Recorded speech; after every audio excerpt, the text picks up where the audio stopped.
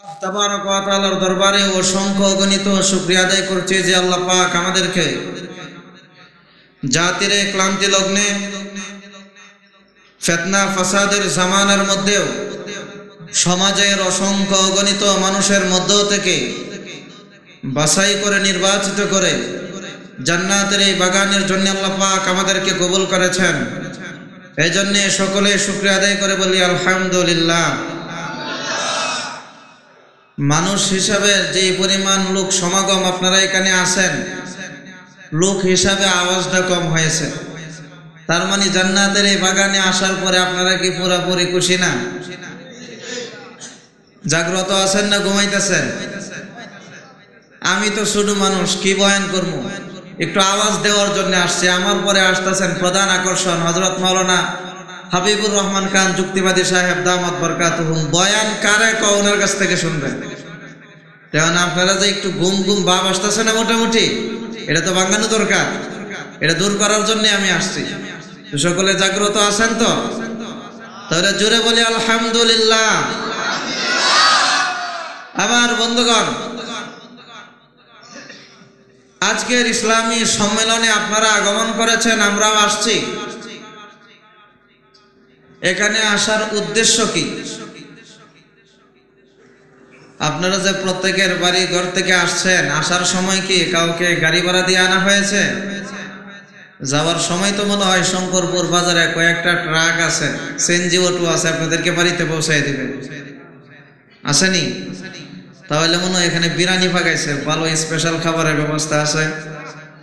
তাহলে নিজ পকেটের টাকা খরচ করে মাহফিলে আসছেন, মাহফিল থেকে যাবেনও আপনার পকেটের টাকা খরচ করে।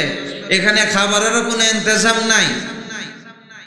কনকনা শীতের মধ্যে এখানে আসার আগমন করার কারণ কি? আমার যেটা মনে হয়, যদি আপনারা আমার সাথে সহমত থাকেন তাহলে জোরে আওয়াজ দিয়ে আমার সাথে সমর্থন করবেন। আজকের মাহফিলে আসার সময় কাউকে টাকা দেওয়া হয় নাই, যাওয়ার সময়ও কাউকে গাড়ি ভাড়া দেওয়া হবে না।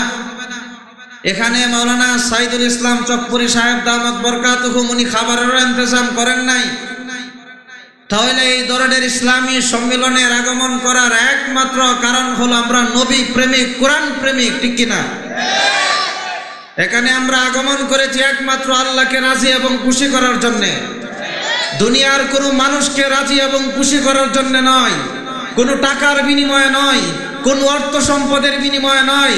এখানে আগমন করার একমাত্র উদ্দেশ্য হলো রব্বে কাবাকে খুশি করার জন্য। হ্যাঁ মুসলমান, আজকে বাংলাদেশ শতকরা 90 থেকে 95% মুসলমানের দেশ। ঠিক তেমনি ভাবে বিশ্বের মানচিত্রে আরেকটি মুসলিম দেশ আছে, সেই দেশটির নাম হলো ফিলিস্তিন। সেই ফিলিস্তিনে আজকে মুসলমানদের অবস্থা খুবই ভয়াবহ অবস্থা, ভয়াবহ অবস্থা আজকে ফিলিস্তিনের দিকে। সেই জায়গায় আমাদের মতো মুসলমান ছিল, যাবতীয় সব কিছু ছিল, মসজিদ ছিল, খানকা ছিল, মাদ্রাসা ছিল, যাবতীয় সব কিছু ছিল। কিন্তু আজকে ফিলিস্তিনের অবস্থার দিকে তাকায় দেখেন, প্রতিনিয়ত তাদের উপর জুলুম আর অত্যাচার শুরু হয়েছে। আজকে ঢাকাতে সারা বাংলাদেশের শীর্ষস্থানীয় উলামায়ে কেরামের পক্ষ থেকে ফিলিস্তিনের সমর্থনে জাতীয় উলামা মাশায়েখ ও আইম্মা পরিষদ গঠন করেছেন। বিশাল সেমিনার হয়েছে, আলেম উলামায়ে কেরাম এবং তৌহিদি জনতা, আমরা সকলের এক দাবি এবং এক বক্তব্য, আমরা সকলেই ফিলিস্তিনের মুসলমানদের পক্ষে আছি। আওয়াজ দিয়ে বলেন, আমরা সকলে ফিলিস্তিনের মুসলমানদের পক্ষে আছি কিনা? নাই।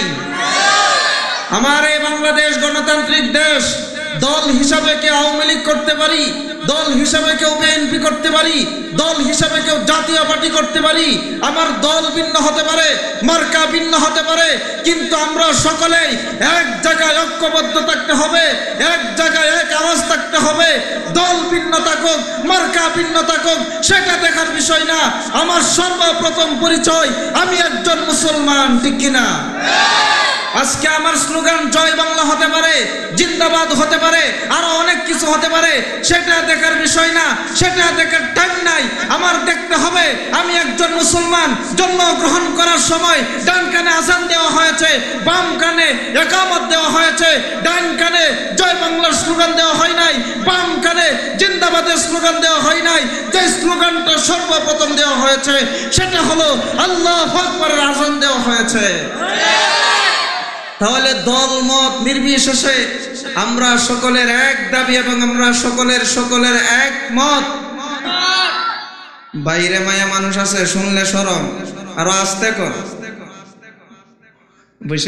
আমরা সকলে কি? আরো জোরে বলেন। আমরা সকলে মুসলমান।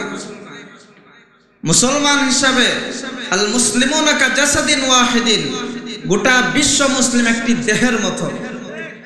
আপনার পাওয়ে যদি কোথাও কাটা বিন্দে, আমার বাড়ি ডিউডুকুন, তাকে আমি ঢাকা, এই জন্যে আঞ্চলিক ভাষায় বলতেছি, খাটা যদি ভিতরে যায় তাহলে কি পুরা শরীর ব্যথায় ব্যথিত হয় না?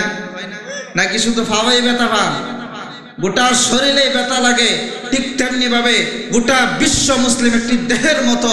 সে যেইখানেই হোক, আমাদের মুসলিম কোন ভাই যদি কোন ইহুদি, কোন খ্রিস্টান, কোন জালেমের দ্বারা যদি নির্যাতিত হয়, তাহলে একজনের ব্যথায় আমাদের সকলে দল মত নির্বিশেষে সকলে সেই ব্যথায় ব্যথিত হতে হবে। তার কারণ হলো আমি একজন, আর মুসলমানের সাথে কে আছেন? মুসলমানের সাথে কে আছেন? মুসলমানের সাহায্য সহযোগিতা কে করেন? আমাদের অভিভাবক কে? যালিকা বিআন্নাল্লাহা মাওলাল্লাযীনা আমানু ওয়া আন্নাল কাফিরিনা লা মাওলা লাহুম। আল্লাহ পাক বলেন যে মুসলমান, তোমাদের অভিভাবক আমি আল্লাহ, কাফেরদের কোনো অভিভাবক নাই। সুতরাং দিন শেষে বিজয়ী হবে মুসলমান।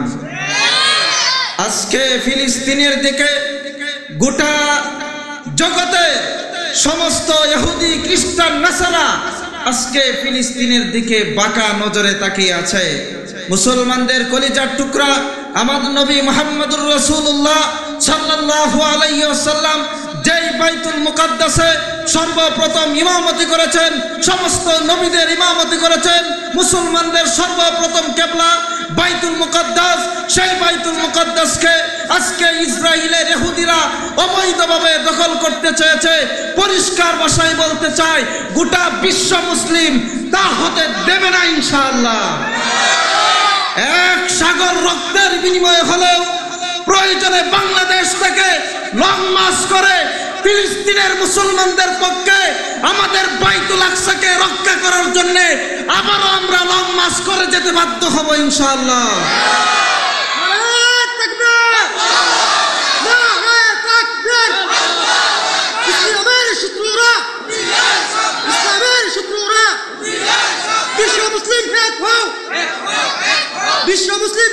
মুসলমান, বাইতুল মুকাদ্দাস আমাদের হৃদয়ের স্পন্দন, বাইতুল মুকাদ্দাস আমাদের হৃদয়ের স্পন্দন, আমাদের কলিজার টুকরা, ঠিক কিনা?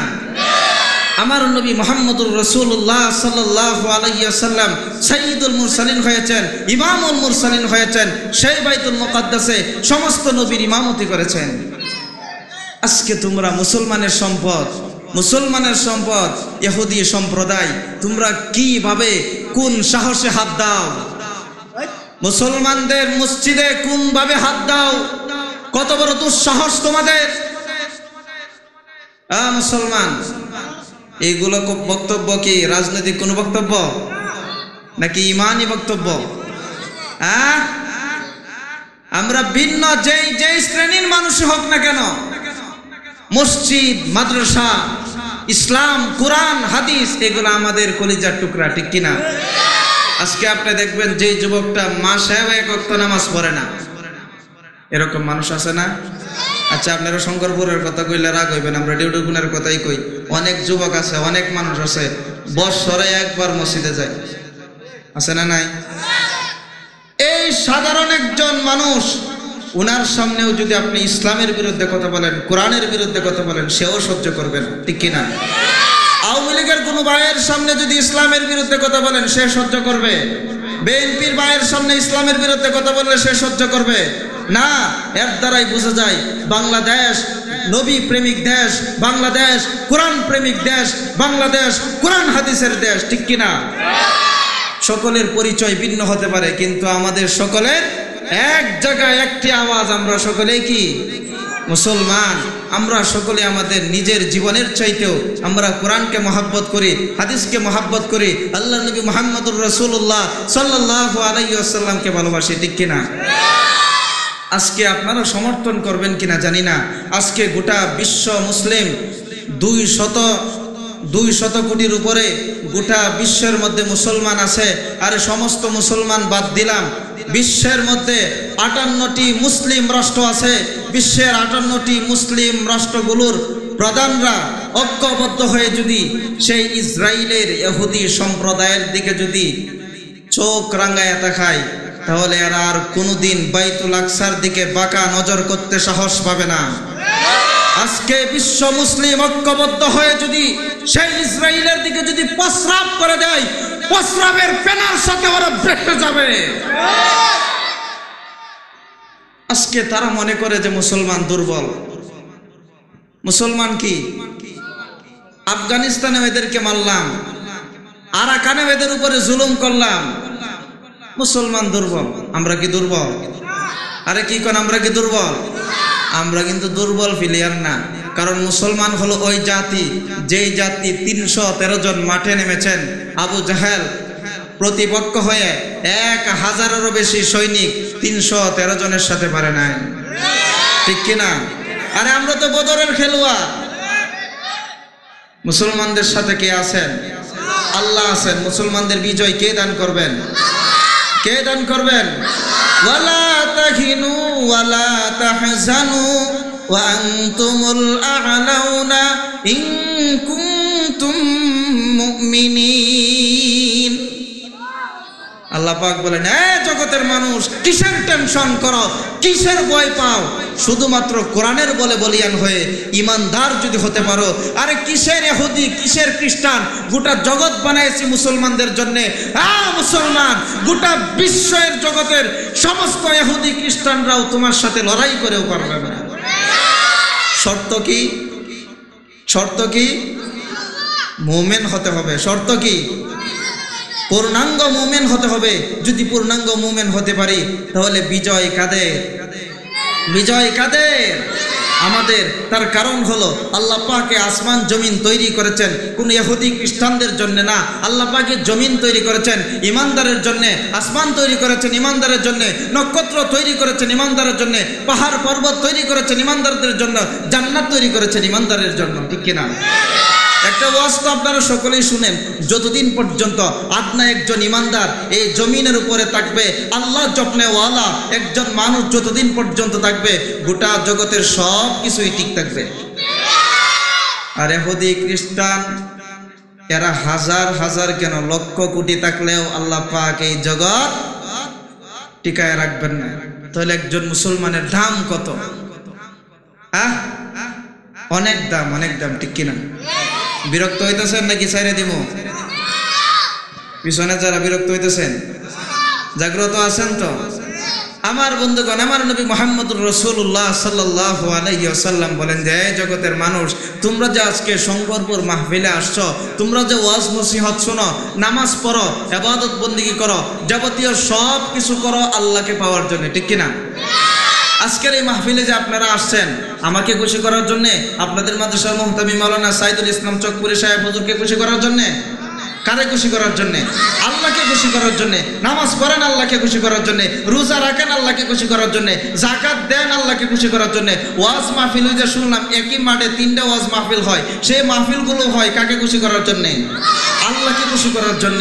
আল্লাহ পাক বলেন যে, তোমরা যে আমি আল্লাহকে খুশি করতে চাও, খুশি করতে যদি চাও, আমি আল্লাহর সাথে যদি সম্পর্ক কায়েম করতে চাও, তাহলে কুল ইন কুনতুম তুহিব্বুনাল্লাহ।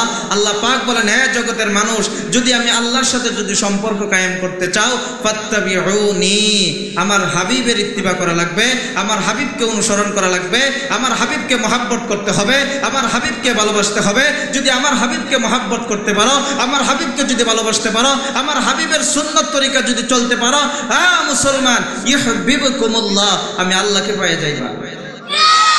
আওয়াজ দিয়ে বলেন সুবহানাল্লাহ। তাহলে আল্লাহকে পেতে হলে মধ্যমকে নবী মুহাম্মদুর রাসূলুল্লাহ সাল্লাল্লাহু আলাইহি ওয়াসাল্লাম, এবং আল্লাহর নবী মুহাম্মদুর রাসূলুল্লাহ বলেছেন যে দেখো, তোমরা যাবতীয় সব কিছুর থেকে আমি নবীকে বেশি ভালোবাসতে হবে। কাকে ভালোবাসতে হবে? নবীকে বেশি ভালোবাসতে হবে। আমার রাসূল সাল্লাল্লাহু আলাইহি ওয়াসাল্লাম বলেন, লা ইউমিনু আহাদুকুম হাত্তা আকুনা হাব্বা ইলাইহি বিওয়ালিদিহি ওয়া ওয়ালাদিহি ওয়ান নাসি আজমাইন। ও আমার উম্মতেরা, তুমি তোমার মাকে ভালোবাসো, মায়ের চাইতেও আমি নবীকে বেশি ভালোবাসতে হবে। বাবাকে ভালোবাসো, বাবার চাইতেও নবীকে বেশি ভালোবাসতে হবে। তুমি তোমার বোনকে ভালোবাসো, বোনের চাইতেও নবীকে বেশি ভালোবাসতে হবে। ভাইকে ভালোবাসো, ভাইয়ের চাইতেও নবীকে বেশি ভালোবাসতে হবে। দলকে ভালোবাসো, দলের চাইতেও নবীকে বেশি ভালোবাসতে হবে। দলের নেতাকে ভালোবাসো, নেতার চাইতেও নবীকে বেশি ভালোবাসতে হবে। এমনকি তোমার 3.5 হাত বডির ভিতরে যে জান আমি আল্লাহ পাক দিয়েছি, সেই জানের চাইতেও যতক্ষণ না পর্যন্ত আমার নবী মুহাম্মদুর রাসূলুল্লাহ সাল্লাল্লাহু আলাইহি ওয়াসাল্লামকে না ভালোবাসবেন, ততক্ষণ পর্যন্ত নবী বলেছেন লা ইউমিনু, তুমি পূর্ণাঙ্গ মুমিন হতে পারবে না। তাহলে পূর্ণাঙ্গ মুমিন হওয়ার জন্য সবচেয়ে বেশি কাকে মহব্বত করতে হবে? কাকে বেশি মহব্বত করতে হবে? আমার নবী মুহাম্মদুর রাসূলুল্লাহ সাল্লাল্লাহু আলাইহি ওয়াসাল্লামকে মহব্বত করতে হবে। আর নবীকে যখন মহব্বত করতে যাবেন, তখনই দেখবেন বালা মুসিবত কারে কয়, ঠিক কি না?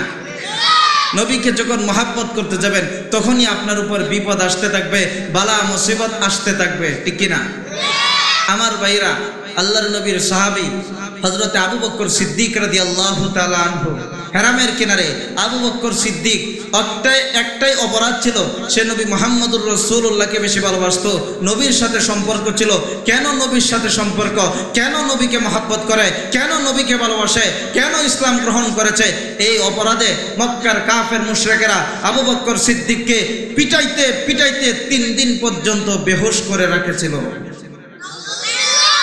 অসুস্থ হওয়ার পর আবু বকর সিদ্দিকের আত্মীয় স্বজন আইসা, পরিবারের লোকজন আইসা আবু বকর সিদ্দিককে বাড়ির ভিতরে নিয়ে গেছেন। তার মাকে ডাক দিয়ে বলেছেন যে দেখো, আজকে আবু জাহেলের লোকেরা আবু বকর সিদ্দিকের উপরে আক্রমণ করতে পারত না। সে যদি নবী মুহাম্মদকে ভালো না বাসতো, সে যদি নবী মুহাম্মদের দরবারে না যাইতো, আজকে দেখো, সে যদি নবী মুহাম্মদকে ভালো না বাসতো, তাহলে আবু জাহেলের লোকজন তার উপর আক্রমণ করতে পারত না। তোমার ছেলে সুস্থ হওয়ার পরে, ভালো হওয়ার পরে তুমি বইলে দিবা সে যেন আর কোনোদিন নবী মুহাম্মদের কাছে না যায়। আওয়াজ দিয়ে বলেন নাউজুবিল্লাহ। আবু বকর সিদ্দিকের মার কাছে যখন এই কথা বলছেন, আবু বকর সিদ্দিক বিকালবেলা যখন একটু হুঁশ আসছে, ওনার মা খাবার নিয়ে গেছেন, ঔষধ নিয়ে গেছেন, যাইকে বলতেছেন যে বাবা, এত নির্যাতনের শিকার তুমি হয়েছ, এত মায়ের খেয়েছ, তোমার শরীর তো দুর্বল হয়ে গেছে, বাবা তোমার জন্য খাবার নিয়ে আসছি, বাবা তুমি খাবারটা গ্রহণ করো, ঔষধ সেবন করো। আবু বকর সিদ্দিক তখন একটি কথা বলেছিলেন, ও মা, খাবারও গ্রহণ, ঔষধও সেবন করব না যতক্ষণ না পর্যন্ত আমার নবীর খবর না জানতে পারবো। আওয়াজ দিয়ে বলেন সুবহানাল্লাহ। আশিক কাকে বলে? হ্যাঁ মুসলমান। আবু বকর সিদ্দিকের মা ডাক দিয়ে বলেছেন যে দেখো বাবা, তোমার নবী কেমন আছে এটা আমি কেমনে জানবো? তখন আবু বকর সিদ্দিকের মা ছিলেন মুশরিকা, তিনি ঈমান গ্রহণ করে নাই। আবু বকর সিদ্দিকের মাকে আবু বকর ডাক দিয়ে বলেছেন, ও মা, উম্মে জামিলের কাছে যাও, উমর ইবনুল খাত্তাবের বোনের কথা বলেছেন, সে তার কাছে যাও, তার কাছ থেকে তুমি জানতে পারবে আমার নবী কেমন আছেন। আবু বকর সিদ্দিকের মা উম্মে জামিলের কাছে গেছেন, জায়গায় বলতেছেন যে দেখো, তোমাদের যে নবী মুহাম্মদ কেমন আছে, মুহাম্মদ কেমন আছে? তখন ওই মহিলা ডাক দিয়ে বলতেছেন যে দেখো, মুহাম্মদ কেমন আছে এটা আমি কেমন করে বলবো? আমি এসব কিছু জানি নাকি? তার কারণ হলো, সে যদি নবী মুহাম্মদের সংবাদ দেয়, তখন ইসলামের কি নাজেহাল অবস্থা ছিল। কাফের মুশরিকেরা প্রকাশ্যে ইসলাম প্রচার করতে দিত না। নবী মুহাম্মদুর রাসূলুল্লাহ সাল্লাল্লাহু আলাইহি ওয়াসাল্লামকে আঘাত করত, মার দিত, নির্যাতন করত। মুসলমান, আজকে শঙ্করপুর বাজার পর্যন্ত এই সুন্দর পরিবেশে ইসলাম পেয়েছেন। ইসলাম এত সহজে আগমন করে নাই, ইসলাম আগমন করেছে সাইয়্যিদুল মুরসালিন খাতামুন নবিয়্যিন মুহাম্মদুর রাসূলুল্লাহ সাল্লাল্লাহু আলাইহি ওয়াসাল্লাম যেই নবীর শরীরে মশা মাছি পর্যন্ত বসা হারাম ছিল, সেই নবী দ্বীনের জন্য রক্ত দিয়েছেন, কুরবান হয়েছেন। মুসলমান, নবীর রক্তের বিনিময়ে আজকে শঙ্করপুর পর্যন্ত ইসলাম আগমন করেছে। আবু বকর সিদ্দিকের মা যখন এই কথা বলেছেন, উম্মে জামিল বলে, দেখো আমি তো নবীর সম্পর্কে কিছু জানি না। আবু বকর সিদ্দিকের মা ডাক দিয়ে বলো, ভয়ের কোনো কারণ নাই, আমি আবু বকর সিদ্দিকের মা, তুমি আমার সামনে নিঃসন্দেহে বলতে পারো, আমি অন্য কাউকে বলবো না। দেখেন কতটুক হুঁশিয়ার, দেখেন কতটুক সচেতন। বলে আচ্ছা দেখো, তুমি যদি আবু বকর সিদ্দিকের মা হয়ে থাকো, তাহলে তোমার ছেলের কি অবস্থা? শুনলাম তো তোমার ছেলের উপর আক্রমণ হয়েছে, চলো তোমার ছেলেকে দেখতে যাবো। আবু বকর সিদ্দিক রাদিয়াল্লাহু তাআলা আনহুর কাছে আসছেন, আয়েশা। তারপরে আবু বকর সিদ্দিক বলতেছে, ও উম্মে জামিল, ডাক নাম ছিল ফাতেমা, যে দেখো নবী মুহাম্মদুর রাসূলুল্লাহ কেমন আছেন। তখন উম্মে জামিল চোখের ইশারায় বুঝাইছেন যে তোমার মা মুশরিকা শুনতেছে, তোমার মা মুশরিকা শুনতেছে, হয়তো ইসলামের ক্ষতি হবে। নবী মুহাম্মদুর রাসূলুল্লাহ কোথায় আছে সেটা যদি বললে দেয়, তাহলে নবীর উপর হয়তো আঘাত আসতে পারে। আবু বকর সিদ্দিক ডাক দিয়ে বলছেন যে দেখো, আমার মা মুশরিকা, কিন্তু আমানতের খেয়ানত করবে না। আমার মা মুশরিকা, কিন্তু আমানতের খেয়ানত করবে না। আর আজকে আমাদের কাছে যদি আমানত দেয়, মাশাআল্লাহ, কি বলেন, 1 লাখ টাকা শঙ্করপুর বাজারে একজন ব্যবসায়ী আরেকজন মানুষকে দিছে যে, কৃষক ভাই, সামনে গৃহস্থী সিজন আসতেছে, আচ্ছা তুমি 1 লাখ টাকাতে গৃহস্থীটা করো, তারপরে এই যে দান টান হইলে এগুলো বিক্রি করে দিও। হ্যাঁ, ডাক দে বলে, ভাই তোমারই তো দরকার, কিসের দান কাটার সিজন কয়টা গেছে, টাকা দেওয়ার নামে কোনো খবরই নাই। এরকম আছে না নাই? আর আবু বকর সিদ্দিক বলতেছেন যে দেখো, আমার মা মুশরিকা, কিন্তু আমানতদার, তিনি আমানতের খেয়ানত করবে না। আবু বকর সিদ্দিকের সামনে উম্মে জামিল তখন ডাক দিয়ে বলতেছেন যে, আবু বকর, আল্লাহর নবী ভালো আছেন, সুস্থ আছেন। এরপরে আবু বকর সিদ্দিকের মা বলতেছেন যে, বাবা এখন তো তুমি তোমার নবীর সংবাদ জানছো, এখন খাবার গ্রহণ করো, এখন যদি খাবার গ্রহণ করো তাহলে তো কোনো সমস্যা নাই। আবু বকর সিদ্দিক ডাক দিয়ে বলে, ও মা, যতক্ষণ পর্যন্ত আমার নবী মুহাম্মদুর রাসূলুল্লাহকে না দেখবো, ততক্ষণ পর্যন্ত আমার তৃপ্তি হবে না, ততক্ষণ পর্যন্ত আমি খাবারের সাথে আমার কোনো সম্পর্ক থাকবে না, আমি খাবার গ্রহণ করতে পারি না। আবু বকর সিদ্দিকের মা আল্লাহর নবীর কাছে গেছেন, আল্লাহর নবীর কাছে আবু বকর সিদ্দিককে নিয়ে গেছেন। আল্লাহর নবী আবু বকর সিদ্দিককে দেখে চোখের পানি ছেড়ে দিয়েছেন, ডাক দিয়ে বলছেন, হ্যাঁ সিদ্দিকে আকবর, তোমার কি অবস্থা? আল্লাহর নবীর সাহাবী হযরতে আবু বকর সিদ্দিক রাদিয়াল্লাহু তাআলা আনহু আল্লাহর নবীকে যখন এক নজরে দেখেছেন, মুসলমান চোখের পানি ছেড়ে দিয়ে ডাক দিয়ে বলেছেন, নবী, সারাদিন যত মায়ের খেয়েছি আর যত রক্ত আমার শরীর থেকে ঝরেছে, যত আক্রমণের শিকার হয়েছি, নবী গো, আপনার চেহারা দেখার সাথে সাথে আমার সমস্ত কষ্ট ক্লান্তি দূর হয়ে গেছে। মুসলমান সাহাবায়ে কেরাম আল্লাহর নবীকে ভালোবাসতেন, আমাদেরও ভালোবাসা। আজকে আমাদের সামনে নবীকে অপমান করলে, নবীকে গালি দিলে আমাদের কষ্ট হয় না? মুসলমান সাহাবীরা তো এরকম ছিলেন, সাহাবীর সামনে আল্লাহর নবীকে গালি দিবে আর কোন সাহাবী সহ্য করবে তা হতে পারে না। মুসলমান সাহাবীওয়ালা ঈমান যদি রাখতে চান, তাহলে সাহাবায়ে কেরাম যেভাবে নবীকে বেশি ভালোবাসেন, সেইভাবে আমাদেরও ভালোবাসতে হবে। মুসলমান, আজকে নবী দুনিয়াতে নাই, কিন্তু নবীর নায়েব আছে না নাই? নবীর নায়েব আপনাদের মাদ্রাসার বড় হুজুর মাওলানা সাইদুল ইসলাম সাহেব, উনিও নবীর নায়েব। ইন্নাল উলামা ওয়ারাসাতুল আম্বিয়া, আলেম উলামায়ে কেরাম হলো নবীর নায়েব, নবীর ওয়ারিস, ঠিক কি না? মুসলমান, নবী যদি আজকে জিন্দা থাকতো, নবীকে আপনারা ভালোবাসতেন, নবীকে মহব্বত করতেন। আজকে নবী নাই, কিন্তু নবীর নায়েব উলামায়ে কেরাম আছে না নাই? উলামায়ে কেরামকে মহব্বত করতে হবে, উলামায়ে কেরামকে ভালোবাসতে হবে, কোরআনকে মহব্বত করতে হবে, কোরআন মতো চলতে হবে। মুসলমান, যখন কোরআনকে মহব্বত করবেন, কোরআনের মতো চলবেন, আপনার জিন্দেগি সফল জিন্দেগি পরিণত হবে। আমার ভাইরা, সাহাবায়ে কেরাম আল্লাহর নবীকে কেমন ভালোবাসতেন। আরেকটি কথা বলবো নাকি বিরক্ত হইতেছেন? আরেকজন সাহাবী ইসলাম গ্রহণ করার আগে তার নাম ছিল আব্দুল উজ্জা। কি নাম? আব্দুল উজ্জা। ইসলাম গ্রহণ করার পরে আল্লাহর নবী তার নাম দিয়েছেন আব্দুল্লাহ। কি নাম? তার নাম দিয়েছেন আব্দুল্লাহ। খুব ধনী ঘরের ছেলে ছিলেন, ধনাঢ্য পরিবারের সন্তান। ইসলাম গ্রহণ করার পরে ওনার চাচা ডাক দিয়ে বলেন, ভাতিজা, তোমার সম্পর্কে আমি একটি সংবাদ শুনেছি। সংবাদটা কি সত্য না মিথ্যা? যদি সত্য হয়ে থাকে তাহলে জেনে রাখো তোমার কপালে মুসিবত আছে, আর যদি মিথ্যা হয়ে থাকে তাহলে পূর্বে যেইভাবে চলাফেরা করতে সেইভাবে চলাফেরা করবে। ওই সাহাবী কেমন ধনী ছিলেন, সকালবেলা এক জামা পরলে বিকালে সেই জামা গায়ে দিত না। এরকম ধনী আপনারা শঙ্করপুর গ্রামে 100 আছে, কথা সে কর না, 50টা তো আছে। মুসলমান এত বড় ধনী পরিবারের সন্তান, চাচা ডাক দিয়ে বলেছে, আমি শুনেছি তুমি নাকি ইসলাম গ্রহণ করেছ। ভাতিজা, তুমি যদি ইসলাম গ্রহণ করে থাকো এই মুহূর্তে আমার বাড়ি থেকে তোমাকে বের হয়ে যেতে হবে। আপনারা কি বলেন? একজন ইমানদার, তার ইমানের পাওয়ার আছে না নাই? মুসলমান একজন ইমানদার মাল সম্পদ চাপতে পারে, জমি বাড়ি চাপতে পারে, এমনকি তার জীবনও ছেড়ে দিতে পারে, তবু একজন ইমানদার কখনো ঈমান ত্যাগ করতে পারে না। আব্দুল উজ্জা ডাক দিয়ে বলেছেন, ও চাচা, শুধু আপনার বাড়ি কেন, যদি প্রয়োজন হয় এই দুনিয়া থেকে বিদায় নিব, তবু আল্লাহর নবী মুহাম্মদুর রাসূলুল্লাহকে বলতে পারবো না। চাচা ডাক দিয়ে বলছেন, যদি তোমার সিদ্ধান্ত এরকমই হয়ে থাকে তাহলে শুনে রাখো, এই মুহূর্তে আমার বাড়ি থেকে তোমাকে বের হয়ে যেতে হবে। ভাতিজা ডাক দিয়ে বলছেন, ঠিক আছে, বাড়ি থেকে চলে যাব। চাচা ডাক দিয়ে বলে, এই দাঁড়াও, যাও কোথায়? তোমার শরীরে যে জামা কাপড় আছে সেইগুলো তো তোমার টাকার কেনা না, সেইগুলো তো আমার পয়সা দিয়া কিনা, সেইগুলো খুলে তারপরে তোমাকে যেতে হবে।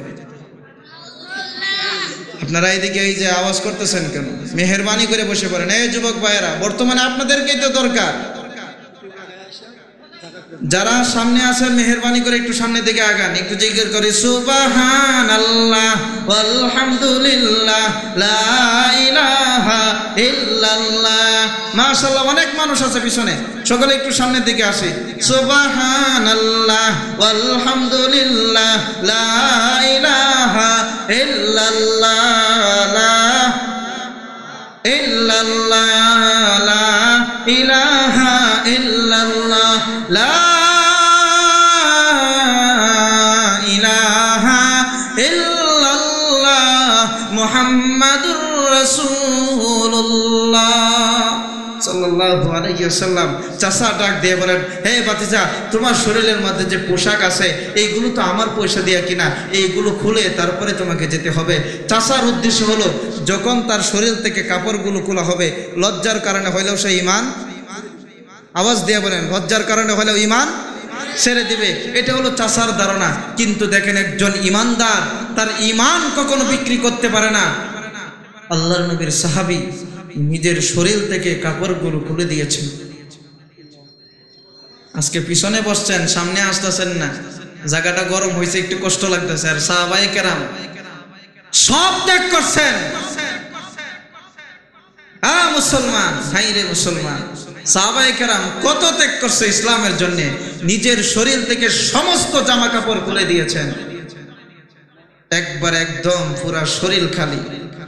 লজ্জাস্থানটার মধ্যে এইভাবে হাত দিয়ে একটু ডাইখা, রাত্রে গভীর হয়ে গেছে, তার মার কাছে যায় গেছেন, ও মা, তোমার ছেলে আগমন করেছে, মাগো তোমার ছেলের সামনে তুমি আইসো না, ঘর থেকে একটি সামান্য একটি কাপড়ের টুকরা দাও, আমার লজ্জাস্থানটা ডেকে অন্ততপক্ষে আল্লাহর নবী পর্যন্ত যেন যেতে পারি। তার মা ঘর থেকে একটি কাপড় দিয়েছেন। হাদিস শরীফে আসছে, এত ছোট কাপড়টা ছিল যে লজ্জাস্থান ডাকতে পারে না, নড়াচড়া করলে বের হয়ে যায়। এরকম অবস্থায় শীতের মধ্যে গভীর রাত্রে খেপে আল্লাহর নবী মুহাম্মদুর রাসূলুল্লাহ সাল্লাল্লাহু আলাইহি ওয়াসাল্লামের দরবারে হাজির হয়েছেন। আল্লাহর নবীর হুজরা শরীফের সামনে দাঁড়ায় আছেন। আল্লাহর নবী গভীর রাত্রে ঘুম থেকে উঠছেন, উইটা দেখে কে যেন দাঁড়ায় আছে। আল্লাহর নবী ডাক দিয়ে বলে, কে তুমি? বলে, হুজুর, আমি আপনার আব্দুল্লাহ। বলে কোন আব্দুল্লাহ? হুজুর কিছুদিন আগে যে ইসলাম গ্রহণ করেছি আপনার সেই আব্দুল্লাহ। আল্লাহ নবী ডাক দিয়ে বলছেন যে আমার আব্দুল্লাহ তো ধনী বাপের সন্তান, আব্দুল্লাহ তো ধনী পরিবারের সন্তান, তাহলে আমার আব্দুল্লাহর এই অবস্থা কেন? বলে হুজুর একমাত্র কারণ হলো আপনার সাথে কেন সম্পর্ক, আপনাকে কেন ভালোবাসি, ইসলাম কেন গ্রহণ করেছি, কোরআনকে কেন মহাব্বত করেছি, এজন্য আমার চাচা বাড়ির থেকে বের করে দিয়েছে, শরীরের জামা কাপড় খুলে দিয়েছে। আমি আমার চাচাকে জানিয়ে দিয়েছি, ও চাচা, ইসলামের জন্য ঘর ছাড়তে পারি, মাল ছাড়তে পারি, সম্পদ ছাড়তে পারি, নিজের ইজ্জত পর্যন্ত দিয়ে দিলাম, তবুও ইসলাম ছাড়বো না। মুসলমান, আল্লাহর নবী আব্দুল্লাহর এই অবস্থা দেখে আল্লাহর নবী নিজের চোখে পানি রাখতে পারলেন না। আল্লাহর নবী কাঁদতে শুরু করেছেন। ঘরের ভিতরে যাইয়া আল্লাহর নবীর ব্যবহৃত 2টা টুকরা আব্দুল্লাহকে দিয়েছেন। ডাক দিয়া বলছেন, আব্দুল্লাহ এগুলো তুমি ব্যবহার করো। এখন আমি আপনাদের সামনে বলতে চাই, আল্লাহর নবীর ব্যবহৃত পোশাকের দাম আছে না নাই? আছে না নাই? মুসলমান, এখন থেকে আব্দুল্লাহর দাম বেড়ে গেছে, আব্দুল্লাহর টাইটেল হয়ে গেছে আব্দুল্লাহ দুজানা। কি নাম? আব্দুল্লাহ দুজানা। সে আব্দুল্লাহ আল্লাহর নবীর ব্যবহৃত জামাগুলো তিনি গ্রহণ করেছেন। আল্লাহর নবী ডাক দিয়ে বলেছেন, আব্দুল্লাহ তোমার কি মনে কোনো আকাঙ্ক্ষা আছে? যদি আকাঙ্ক্ষা থাকে তাহলে আমি নবীকে বলে দাও, আমি নবী তোমার জন্য দোয়া করব, আর আমি নবী দোয়া করলে আল্লাহ পাক সেই দোয়া কবুল করবেন। এই জায়গায় যদি আমার মতো দুর্বল ইমানদার যদি থাকতো তাহলে কি কইতাম? নবী এই দোয়া করেন দুর্গাপুর কলমাকান্দা থেকে যেন এমপি হইতে পারি। কি বলেন? আমাদের মতো দুর্বল ইমানদারের অবস্থা তো আপনারটা কই না, আমারটা হইলে এরকমই হইতো। হযরতে আব্দুল্লাহ ডাক দিয়ে বলছেন, ও নবী, আমি শুনেছি ইসলামের জন্য শহীদ হলে, শাহাদত বরণ করলে কবরে আযাব হয় না, কবরে সওয়াল জব হয় না, নবী সরাসরি সে জান্নাতে যেতে পারে। এজন্য আমি আপনার কাছে আরজ করতে চাই, আমি আপনার কাছে একটি দাবি জানাচ্ছি, নবী আপনি আমার জন্য দোয়া করেন, আল্লাহ পাক যেন আমার শাহাদাত নসিব করেন। আল্লাহর কি কারিশমা! কিছুদিন পরে তাবুকের যুদ্ধের ডাক আসছে। তিনি তাবুকের যুদ্ধের জন্য রওনা হয়েছেন। ঘটনাক্রমে সে যুদ্ধ হয় নাই। তখন উনি যখন যুদ্ধের ময়দান, অর্থাৎ যুদ্ধ হয় নাই, সেই জায়গার থেকে যখন উনি ফিরে আসতেছেন, আসার পথে তিনি শহীদ অর্থাৎ শাহাদত বরণ করেছেন, উনার ইন্তেকাল হয়েছে। হাদিস শরীফে আসছে, কেউ যদি দ্বীন শিখতে যায়, দ্বীনি ইলম অর্জন করতে চায়, দ্বীনের জন্য যদি কোথাও বের হয়, সেই জায়গায় রাস্তার মধ্যে যদি সে ইন্তেকাল করে, আল্লাহ পাক তাকে শহীদের মর্যাদা দান করেন। তাবুকের যুদ্ধ থেকে যখন আসছে, আব্দুল্লাহ যখন ইন্তেকাল করেছেন, আল্লাহর নবীর কাছে যখন সংবাদ আসছে, আল্লাহর নবী ডাক দিয়ে করে যে আব্দুল্লাহর শাহাদাত আল্লাহ পাক কবুল করেছেন। মুসলমান, আল্লাহর নবী মুহাম্মদুর রাসূলুল্লাহ সাল্লাল্লাহু আলাইহি ওয়াসাল্লাম সাহাবায়ে কেরামকে ডাক দিয়ে বলেছেন, হে সাহাবীরা, আমার আব্দুল্লাহর লাশটাকে দৌত করো, কাফন পরাও, যাবতীয় সব কিছু ব্যবস্থা করো, আমি আপনার আব্দুল্লাহকে নিজ হাতে কবরে দাফন করব। আমার ভাইরা, আল্লাহর নবীর সাহাবী হযরত আব্দুল্লাহর লাশ যাবতীয় কাজকর্ম সম্পন্ন করে কবরের মধ্যে যখন রাখা হবে, হাদিস শরীফের মধ্যে আসছে আল্লাহর নবী নিজে কবরের মধ্যে নামছেন। নামার পরে হাত দুইটা এইভাবে ডাক দিয়ে বলেছেন, হে সাহাবীরা, আমার আব্দুল্লাহর লাশ আমার কাছে দে। আর কার হাতে দিতেছে? আওয়াজ দিয়ে বলেন আল্লাহু আকবার। হে সাহাবী, আমার আব্দুল্লাহর লাশ আমার কাছে দে, আমি নবী আমার আব্দুল্লাহকে কবরস্থ করব।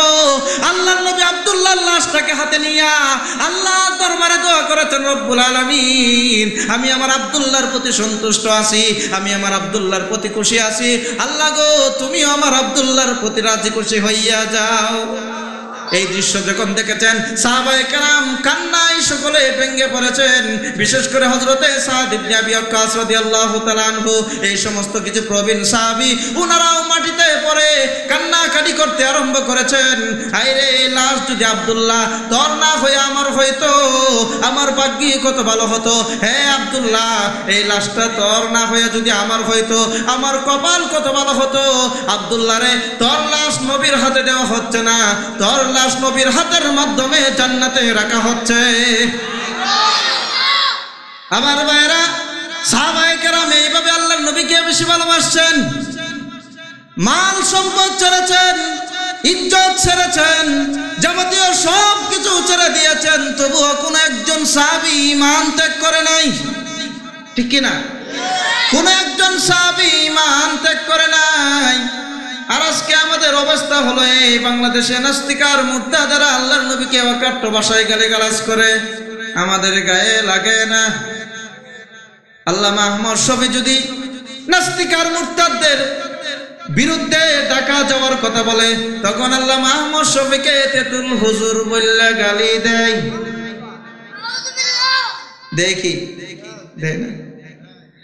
মুসলমান, নবীর বিরুদ্ধে কেউ কথা বললে, ইসলামের বিরুদ্ধে কেউ কথা বললে, কোরআনের বিরুদ্ধে কেউ কথা বললে, আলেম উলামায়ে কেরাম যখন তাদের বিরুদ্ধে কোনো এক ময়দানের জন্য ডাক দেয়, তখন আমাদের সমাজের কিছু মানুষ মনে করে এইগুলো কাজ হলো হুজুররার, আন্দোলন করলে হেরা করবো, আমরা কি মূল্য হয়েছিনি? বলে কি বলে না? বলে কি বলে না? নবী কি শুধু উলামায়ে কেরামের? কোরআন কি শুধু উলামায়ে কেরামের? মুসলমান, নবী উলামায়ে কেরাম এইগুলা শুধু, কোরআন শুধু উলামায়ে কেরামের জন্য না, নবী শুধু উলামায়ে কেরামের জন্য না, বরং নবী হলেন আমাদের সকলের, ঠিক কি না? এই নবীকে যতক্ষণ পর্যন্ত না ভালোবাসবেন, নবীকে যতক্ষণ না পর্যন্ত নিজের জীবনের চেয়েও মহাব্বত না করবেন, ততক্ষণ পর্যন্ত পূর্ণাঙ্গ মুমিন হতে পারবেন না। এখন আসুন, নবীকে মহাব্বত করবেন কিভাবে, নবীকে ভালোবাসবেন কিভাবে, ভালোবাসার পদ্ধতি কি, ভালোবাসার সিস্টেম কি বলে দেখেন। একটা দৃষ্টান্ত আগে দিতে চাই আপনাদের। এই শঙ্করপুর, এটা কোন ইউনিয়ন পড়ছে? জি, গাঁওগান্দিয়া ইউনিয়ন। আচ্ছা, যাই হোক, তো গাঁওগান্দিয়া ইউনিয়নের যিনি চেয়ারম্যান সাহেব আছেন, আপনি মনে করেন যে চেয়ারম্যান সাহেবকে খুব মহাব্বত করেন, ভালোবাসেন, অত্যন্ত মহাব্বত করেন, ভালোবাসেন, কিন্তু চেয়ারম্যান সাহেব বলে যে জাঞ্জাল বাজারও এই দিকে যাও, আপনি যান ঘুরিয়া, তেরামি করে নাটের গুণা দিয়ে ঘুরিয়া, তাহলে কি চেয়ারম্যান সাহেবের কথা মানা হইল? চেয়ারম্যান সাহেব আপনাকে বলে যে তুমি এইভাবে চলাফেরা করো, আপনি চলেন ওইভাবে, তাহলে কি চেয়ারম্যান সাহেবকে মহাব্বত করা হইল? একজন মানুষকে তখনই পূর্ণাঙ্গভাবে মহাব্বত করা হয়, একজন মানুষকে তখনই পূর্ণাঙ্গভাবে ভালোবাসা হয়, তার কথা তখনই পূর্ণাঙ্গভাবে মানা হয় যখন তার প্রত্যেকটা দিক নির্দেশনা মতো সেই মানুষটা চলে, ঠিক কিনা? তাহলে নবীকে ভালোবাসি, নবীকে মহাব্বত করি। ওয়াজ মাহফিলে আমরা বললাম, আপনারা জুড়ে আওয়াজ দিলেন, স্লোগান দিলেন, এই জায়গায় সীমাবদ্ধ না, নবীকে ভালোবাসতে হবে, নবীকে মহাব্বত করতে হবে, নবীর সুন্নত মেনে 3.5 হাত বডিটা নবীর রঙে রঙিন করতে হবে। আবার নবী বলেছেন, মান আহাব্বা সুন্নতি ফাকাদ আহাব্বানি ওয়া মান আহাব্বানি কানা মাই ফিল জান্নাহ। যে ব্যক্তি আমি নবীর সুন্নতকে মহব্বত করলো, সে যেন আমি নবীকে মহব্বত করলো। ওয়া মান আহাব্বানি, আর যে আমি নবীকে মহব্বত করবে, কানা মাই ফিল জান্নাহ, তার ঠিকানা হবে জান্নাত। এজন্য নবীর সুন্নত মানবো কি মানবো না? মানবো কি মানবো না? নবীর সুন্নত মানতে হবে। শেষ কথা হলো, শেষ আরেকটি কথা বলতে চাই। আজকে দেখেন শিক্ষা সিলেবাসের ভিতরে কি আসতেছে, সাইকেল কিভাবে চালাই, তেরিং বেরিং করিয়া এইগুলো শিক্ষা দেওয়া হচ্ছে, ব্যাংকের লাভ কিভাবে দেয় এইগুলো শিক্ষা দেওয়া হচ্ছে। আর এইগুলো শিক্ষার দ্বারা কি আমাদের কোনো ফায়দা হবে? ফায়দা হবে? ফায়দা হবে না। আজকের এই ওয়াজ মাহফিল থেকে মাননীয় প্রধানমন্ত্রীর কাছে দাবি জানাতে চাই, ক্লাস 1 থেকে শুরু করে, কেজি থেকে শুরু করে, প্রাইমারি থেকে শুরু করে উচ্চ লেভেলের ইউনিভার্সিটি পর্যন্ত সর্বস্তরের ধর্মীয় শিক্ষা বাধ্যতামূলক করতে হোক। রাজি থাকলে হাত তুলে বলেন ঠিক কিনা? মুসলমান, আমরা মুসলমান, আমাদের সন্তানদেরকে সর্বপ্রথম শিক্ষা দিতে হবে কি শিক্ষা? কি শিক্ষা? কোরআন শিক্ষা দিতে হবে, দিন শিক্ষা দিতে হবে। আমার বক্তব্য কেউ ভুল মনে করবেন না। আমি আপনাদের কাছে এই ওয়াজ করতেছি না যে আপনার সন্তানকে স্কুলে পড়াবেন না, কলেজে পড়াবেন না, ইউনিভার্সিটিতে পড়াবেন না। এই কথা আমি কখনো বলি নাই, বলবো না। আপনি আপনার সন্তানকে স্কুলে পড়ান, 100 বার পড়ান, আলহামদুলিল্লাহ ভালো, ডক্টর বানান, ইঞ্জিনিয়ার বানান, প্রফেসর বানান, ব্যারিস্টার বানান, যাবতীয় সব কিছু ঠিক থাকবে। কিন্তু আপনাদের কাছে আমার আকুল আবেদন থাকবে, আপনাদের কাছে আমার আরজু থাকবে, আপনাদেরকে দুই হাত জোড়াত করে অনুরোধ করব, আপনার সন্তানকে সর্বপ্রথম দিন শিক্ষা দিয়া, কোরআন শিক্ষা দিয়া, ধর্মীয় শিক্ষা দেন, তারপরে ডক্টর বানান, ইঞ্জিনিয়ার বানান, প্রফেসর বানান, কোনো সমস্যা নাই, ঠিক কিনা? আর ধর্মীয় শিক্ষা যদি আপনার সন্তানের ভিতরে যদি না থাকে, ওই সন্তান তসলিমা নাসরিনের মতো নাস্তিকার মুরতাদ হয়ে যেতে পারে, ঠিক কিনা? ঐশীর মতো কুলাঙ্গার মেয়ে হয়ে যেতে পারে, নাস্তিকার মুরতাদ হয়ে যেতে পারে। যেই ঐশী তার মা বাবাকে বেডরুমের মধ্যে ফালায়া হত্যা করেছে, আমি তো পরিষ্কার ভাষায় বলতে চাই, ওই ঐশীকে যদি জন্মের পর থেকে শিশুকালে তাকে যদি কোরআন শিক্ষা দেওয়া হতো, দিন শিক্ষা দেওয়া হতো, তারপরে কলেজে পড়াইতো, কোনো আপত্তি ছিল না, তাহলে তার দ্বারা তার মা বাপকে হত্যা করা কোনোদিন সম্ভব হতো না। তার কারণ হলো, যার ভিতরে কোরআন থাকবে, যার ভিতরে দ্বীনি ইলম থাকবে, যার ভিতরে কোরআন এবং হাদিসের ইলম থাকবে, কোরআন এবং হাদিসের জ্ঞান থাকবে, তার দ্বারা কখনো সন্ত্রাস হতে পারে না, তার দ্বারা চুরি ডাকাতি হতে পারে না, তার দ্বারা ইফটিজিং হতে পারে না, ঠিক কিনা? এজন্য আপনি আপনার সন্তানকে সর্বপ্রথম কোরআন শিক্ষা দিবেন, হাদিস শিক্ষা দিবেন, মাসলা মাসাইল শিক্ষা দিবেন, তারপরে আপনার সন্তানকে ডক্টর বানান, ইঞ্জিনিয়ার বানান, প্রফেসর বানান, কোনো সমস্যা নাই।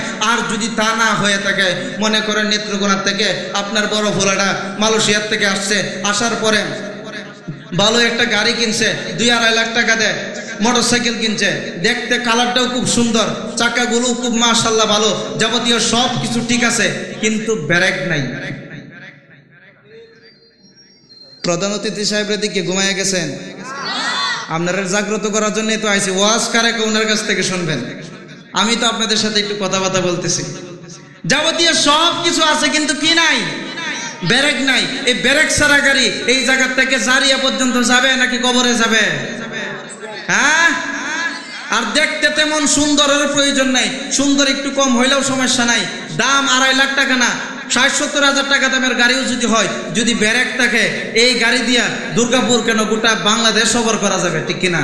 ঠিক তেমনি ভাবে আমার এতটুকু কথা যদি বুঝে থাকেন, তাহলে ব্রেক হিসাবে সর্বপ্রথম আপনার সন্তানকে কোরআন শিক্ষা দিবেন, ব্রেক হিসাবে আপনার সন্তানকে সর্বপ্রথম দিন শিক্ষা দিবেন। যদি দিন শিক্ষা দিতে পারেন, এই ব্রেক নামক কোরআন যদি আপনার সন্তানের ভিতরে যদি থাকে, এরপরে আপনার সন্তান ডক্টর হবে, ইঞ্জিনিয়ার হবে, ব্যারিস্টার হবে, প্রফেসর হবে।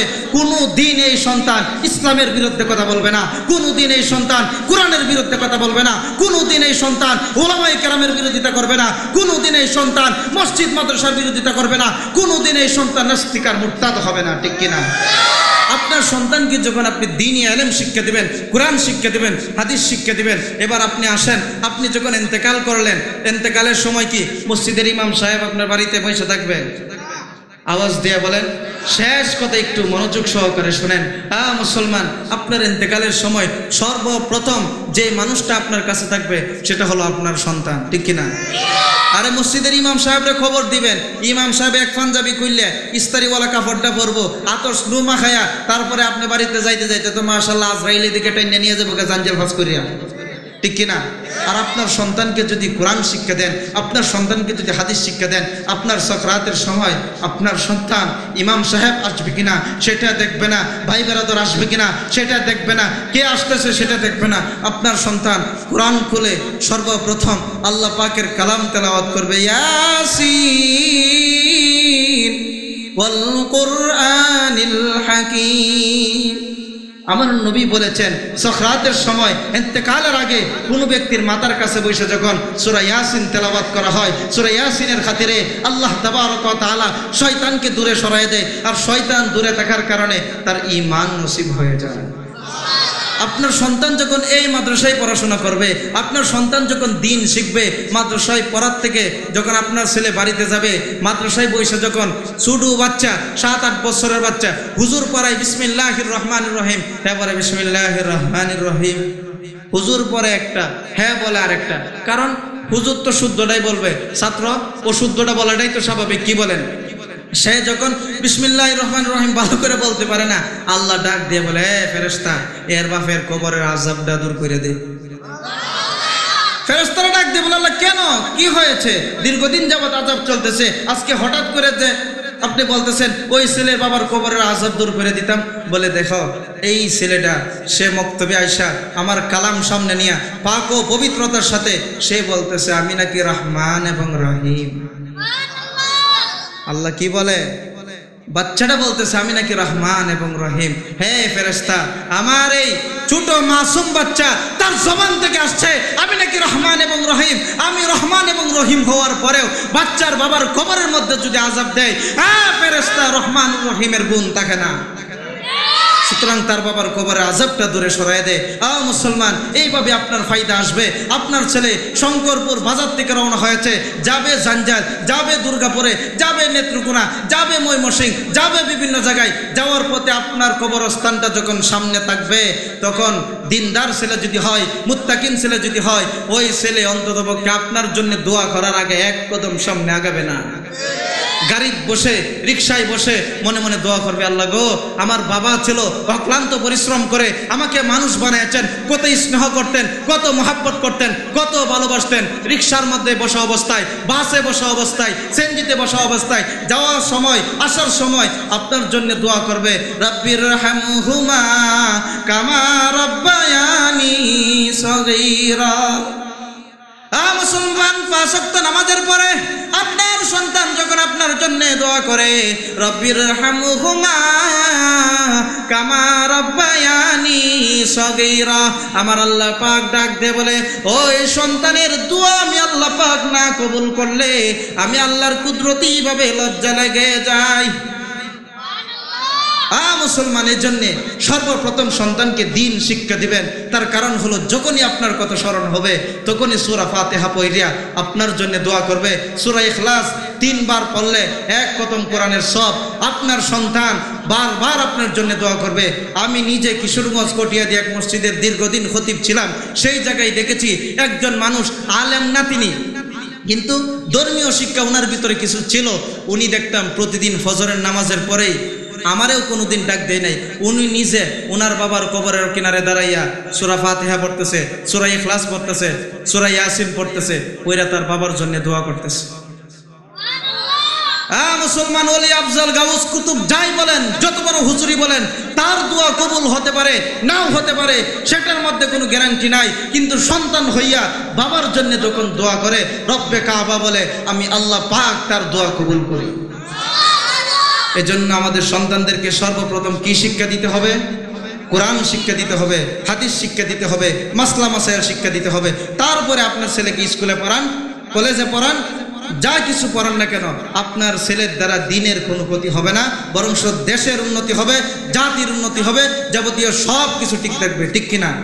আমার বন্ধুগণ, আমার দাদা আগমন করেছেন, ওনার সামনে কথা বলা আসলে এরকম হিম্মত আমার নাই, কিন্তু অনেক সময় দেখবেন হার্ট ব্রেক ধরলে কিন্তু 1-2 কদম সামনে এমনি চলে যায়। ঠিক কিনা? আমি কিন্তু ওনার দিকে হার্ট ব্রেকই ধরছিলাম, তারপরেও 1-2 কদম সামনে চলে গেছি। এই জন্য আমার দাদার কাছেও ক্ষমা প্রার্থী, এবং অনেক কথাগুলো আপনাদের সামনে বললাম। অনেকে আমার বাবার সমতুল্য, দাদার সমতুল্য, বড় ভাইয়ের সমতুল্য এখানে আছেন, ধৈর্য সহকারে আমার কথাগুলো শুনেছেন। যদি কোনো কথা আপনাদের কাছে খারাপ লাগে, সকলে আল্লাহর রাস্তায় মাফ করবেন। আওয়াজ দিয়ে কথা বলেন না, জানি কোরআনের কথা বলেছি, হাদিসের কথা বলেছি। একজন মানুষ যখন অসুস্থ হয়, সে অসুস্থ মানুষ সুস্থ হওয়ার জন্য ডাক্তারের কাছে যখন যায়, তখন ডাক্তার কিন্তু মিঠা ওষুধও দেয়, তিক্ত ওষুধও দেয়। কিন্তু মানুষ যদি সুস্থ হতে চায়, তাহলে ডাক্তারের পরামর্শ অনুযায়ী মিঠাটা যেমন খায়, তিক্তটা ভালো না লাগলে হেটাও খাইতে হয়। ঠিক কিনা? ভালো হওয়ার জন্য। ঠিক তেমনি ভাবে উম্মতের ওলামায়ে কেরামও ভালোর জন্য অনেক সময় কথাবার্তা বলেন, সেটা হয়তো আপনার ভালো অনেক সময় লাগবে, অনেক সময় তো ভালো নাও লাগতে পারে, কিন্তু তার বিরুদ্ধে কোনো কথা বলেন।